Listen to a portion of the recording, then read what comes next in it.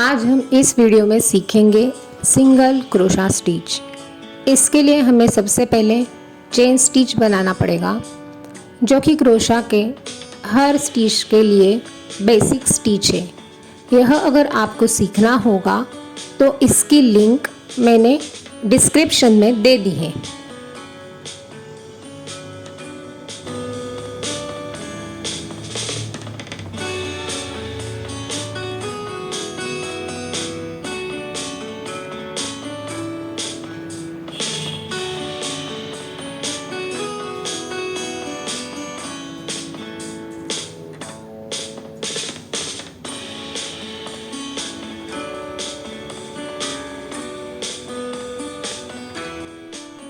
ये बनकर तैयार हो गई हमारी चेन स्टिच। अब हम सिंगल क्रोशा स्टिच कैसे बनाते हैं वह देखेंगे। चेन स्टिच कंप्लीट होने के बाद हमें नीडल को थ्रेड से लपेटना है और थ्रेड को लपेटकर फिर 4 चेन छोड़कर उसमें से नीडल डालना है। फिर वापस नीडल को थ्रेड से लपेटते हुए उस थ्रेड को उस चेन में से निकालना है। फिर इस तरीके से हमें अब 3 लूप मिलेंगे। फिर वापस हमें इस नीडल को थ्रेड से लपेटना है और उस थ्रेड को पहले 2 लूप में से निकालना है। फिर वापस इस नीडल को हमें वापस थ्रेड से लपेटना है और बचे हुए दोनों लूप में से निकालना है।